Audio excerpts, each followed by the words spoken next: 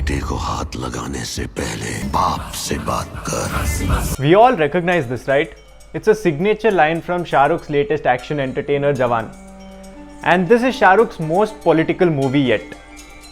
In one single film, he takes on the issues of farmer suicide, lack of affordable medical infrastructure, arms dealing, voting for the right party, and so on.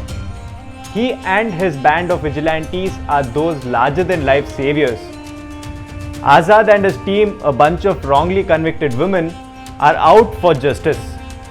And Shah Rukh plays the savior marvelously. But do you remember this? And this? Or this?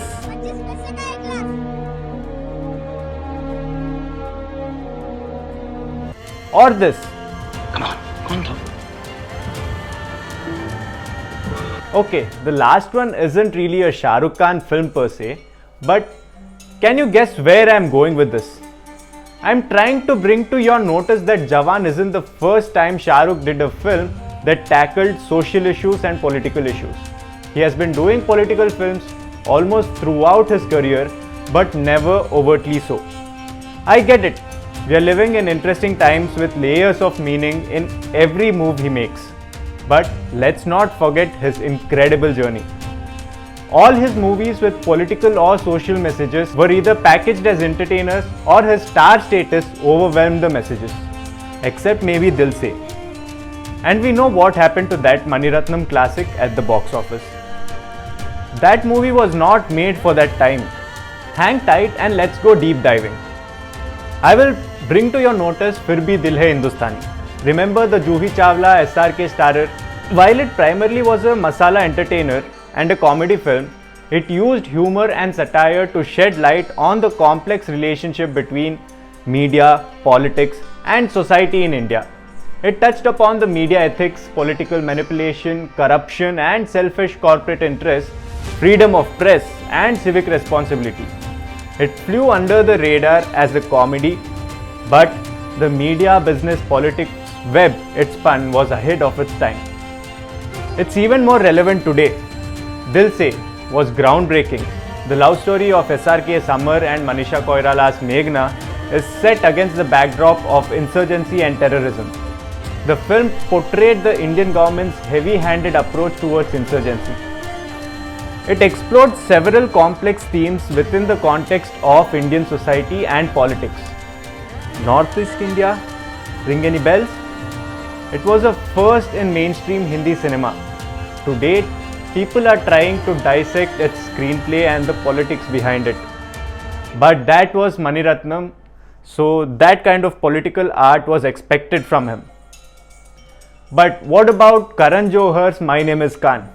Couldn't expect that, right? The film provides a commentary on the socio-political climate in the post 9/11 United States and the challenges faced by Muslim Americans. Rizwan Khan has Asperger's syndrome and experiences prejudice and discrimination as a Muslim living in the US, especially in the aftermath of the 9/11 crisis. From a maker of happy films like Kuch Kuch Hota Hai and Student of the Year, tackling the post 9/11 Islamophobia in the US is a powerful statement. Now take a look at Chak De India. Sports movie? Check. Patriotic? Check. Classic? Check. But there were more nuanced socio-political questions raised in certain scenes there. Discrimination and disdain towards women in sports, distrust and ostracism of minority, and the Pakistani alliance myth due to the surname. Who can forget the tears in SRK's eyes when he walks out of his home while Tija Tera Rang plays in the background? Veer Zara united India and Pakistan through shared heritage and goodwill. In a world where heroes just brawl, this one had a Pakistani judge apologizing to an Indian prisoner. SRK sipping sketchy train water said more than words ever could. Swadesh showed us that we are not the greatest, but we can be if we move forward together with reason and progress. Let's not forget SRK's role in Ketan Mehta's Oh Darling Ye Hai India.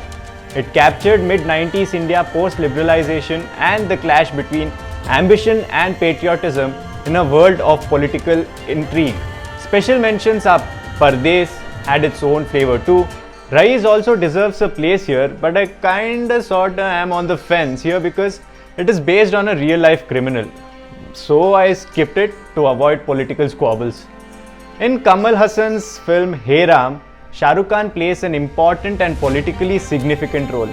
Pathaan is another political gem, pushing the idea of secular India. Its box office success silenced the far-right voices. The color of Deepika's bikini in a song got a whole fringe group asking for a ban on the film. And as one last aside, have you noticed that SRK rarely paints our neighbors in a bad light, whether it's Mehuna, Veer Zara, Pardes or Jawan? Contrast to that with most Indian films.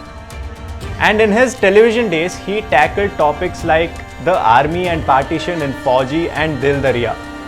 SRK's politically sensitive films stack up against any superstar in history. His movies challenge our beliefs even while serving up masala. And that's SRK for you.